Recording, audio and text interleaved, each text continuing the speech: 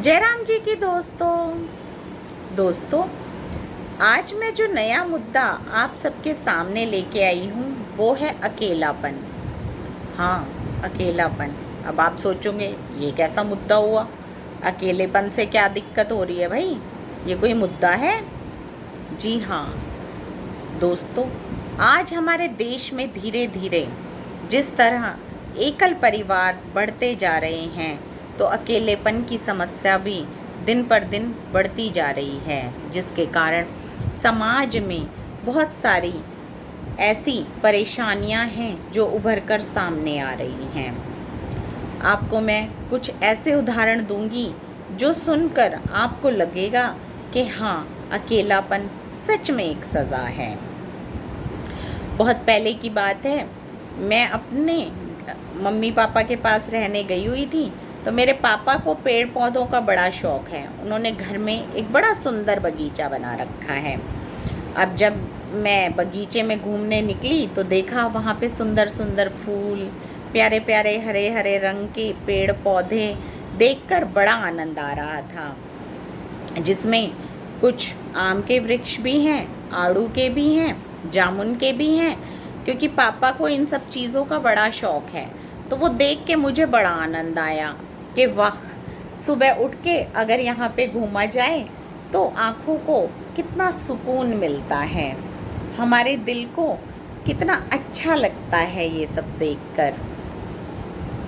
मैंने देखा कि पापा एक गमले में एक बांस का पौधा था, उसको खिसका के दूसरे पौधों की तरफ लेके जा रहे थे। तो मैंने बोला, पापा ये क्या कर रहे हो? यहाँ पे रखा रहने दो। तो पापा ने बोला कि नहीं नहीं, देखो ये ना सूखे जा रहा है, तो ये शायद अकेला पड़ गया है, क्योंकि इस तरफ में सिर्फ ये एक ही पौधा है, तो इसलिए मैं इसको खिसका के बाकी सब पौधों के पास लेके जा रहा हूँ। अकेले रहने की वजह से शायद ये ऐसा हो गया। तो मैं बड़ा हैरान हुई। मैंने कहा, पापा इससे क्या फ़र्क पड़ रहा है? अगर ये एक तरफ है तो अकेला होने से क्या होगा? इसमें हो सकता है खाद की कमी हो, तो हमें खाद देनी चाहिए, या कोई कीड़ा ना लग गया हो तो हमें दवाई डालनी चाहिए। तो पापा ने बोला कि नहीं बेटा, अकेलापन जो है वो पौधा हो या इंसान, सबको मुरझा देता है। तो मैं सुनकर बड़ी हैरान हुई कि भाई ऐसा कैसे हो सकता है। पापा ने कहा, तुम देखना थोड़े समय के बाद ये पौधा हरा भरा हो जाएगा। अब पापा ने उसको वहाँ से खिसका के बाकी पौधों के साथ रख दिया। ऐसे ही फिर मुझे एक और बात जहन में आई कि मैं मेरे बुआ जी के बेटे के घर गई थी। वहाँ मैंने देखा कि उन्होंने कुछ तोते पाल रखे थे। अब वो तोते जोड़े में थे। अब वहाँ क्या देखा कि वो जो एक तोता मरा, उसके कुछ दिन बाद ही दूसरा तोता भी प्राण त्याग गया, क्योंकि वो अकेला रह गया था।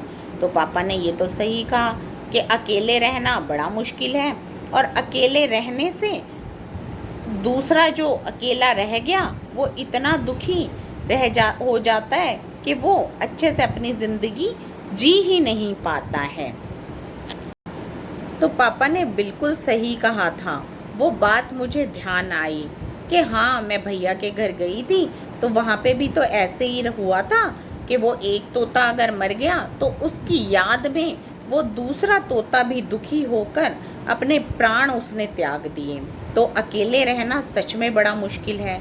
फिर अचानक मुझे ध्यान आया कि जब से मेरे मामा जी एक्सपायर हुए हैं, तब से मेरी मामी जी भी बड़ी उदास रहती हैं। वो दिन रात उनको याद करके रोती रहती हैं, और जैसे पहले हंसती खेलती रहती थी, मुस्कुराती रहती थी, बहुत अच्छी अच्छी बातें करती थी, लेकिन अब उनमें एक अलग ही बदलाव आ गया है। उनकी ज़िंदगी नीरस हो गई है। ये नहीं है कि उनके बच्चे नहीं हैं या परिवार नहीं है, सब हैं, लेकिन कहीं ना कहीं उनको अपने साथी की जो कमी थी वो इतना खल रही थी कि वो अभी भी उदास ही रहती हैं। खाना पीना उन्होंने छोड़ रखा है। तो पापा कहीं ना कहीं सही कह रहे हैं कि हर किसी को साथी की आवश्यकता है। जब वो उनके साथ उनका साथी होता है तो वो प्रसन्न रहते हैं, उनको जीने का मोह रहता है। लेकिन जब जिसके साथ वो अपनी ज़िंदगी गुजार रहे हैं वो उनसे छूट जाता है तो कहीं ना कहीं उदासी, अंधेरे उसको घेर लेते हैं। तभी मुझे मेरी एक सहेली की भी याद आई कि जो जीवन में बहुत संघर्ष के साथ उसने अपना जीवन बिताया और आज भी बिता रही है। तो कई बार मैं उसकी बातें जब सुनती हूँ तो मुझे लगता है कि हाँ, कहीं ना कहीं वो भी अकेलेपन से परेशान है, क्योंकि वो बोलती है कि भाई मैं दिन तो पूरा गुजार लेती हूँ, पर रात मुझे ऐसे लगता है अकेले काटना कि मैं क्या करूँ। पूरी रात मैं बस समय ही देखती रहती हूँ, मुझे अकेलेपन की वजह से नींद भी नहीं आती, जबकि सब काम मैं खुद करती हूँ, फिर भी मुझे थकान नहीं होती और मैं बड़ा परेशान हो जाती हूँ। मुझे बड़ा अजीब लगता है कि कैसी ज़िंदगी है कि मेरा वही रूटीन, बस कुछ बदलाव नहीं ज़िंदगी में। तो उस पापा की बात मुझे एकदम सही लगी कि पापा ने मुझे जो कहा था वो तो एकदम सही कहा था कि जितने भी लोग मैंने देखे कि वो अकेले हैं तो वो सब उदास हैं। उन सबको लगता है कि मानो जैसे हमारी ज़िंदगी ख़त्म हो गई। तो इसलिए मुझे लगता है कि हम लोगों को एक प्रयास करना चाहिए ऐसे लोगों के लिए कि जिनके जीवन में ऐसी समस्याएं हैं, जो अकेले हैं। हमें उनका सहारा बनना चाहिए, उनका साथी बनना चाहिए, उनका मित्र बनना चाहिए, उनका दोस्त बनकर सदैव उनके साथ खड़े रहना चाहिए, ताकि उनको अकेलापन महसूस ना हो। आप सोच रहे होंगे कि आप कैसी बात कर रहे हो, अब हम क्या कर सकते हैं? हम बहुत कुछ कर सकते हैं। ज़रूरी नहीं है कि हर चीज़ के लिए रिश्ते होने ज़रूरी हैं। आप एक अच्छे मित्र की तरह उनका हौसला बढ़ा सकते हैं, उनको अपना समय दे सकते हैं। जब भी आपके पास समय हो उनसे बात कर लीजिए, उनको मैसेज कर लीजिए, उनका हाल चाल पूछ लीजिए। तो इससे क्या होगा, उनका अकेलापन भी दूर होगा और उन्हें लगेगा कोई तो है जिसको मेरी चिंता है।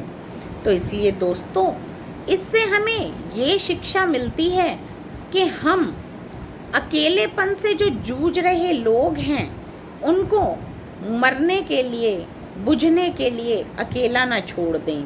अभी कुछ दिन पहले मैंने एक की बारे में न्यूज़ सुनी कि उस खबर में उन्होंने बताया कि वो अकेलेपन की वजह से उसने सुसाइड कर लिया। अब क्या मरना किसी समस्या का समाधान हो सकता है? मैं ये समझने में असमर्थ हूँ कि हमारे पास लाखों हज़ारों काम हैं जो हम कर सकते हैं। ठीक है, हमारे जीवन में समस्या है कि आप अकेले हैं, लेकिन आप अकेले क्यों हैं? आप और बहुत सारे अच्छे काम कर सकते हैं। ज़रूरी नहीं कि आपके पास पैसे हैं तो आप कुछ कर पाओगे। आपके पास पैसे नहीं हैं, पर भगवान ने हमें हाथ पांव दिए हैं, शरीर दिया है काम करने के लिए। आप गरीब बच्चों को पढ़ाइए, उसमें लगिए। आप ज़रूरतमंदों की सेवा कीजिए।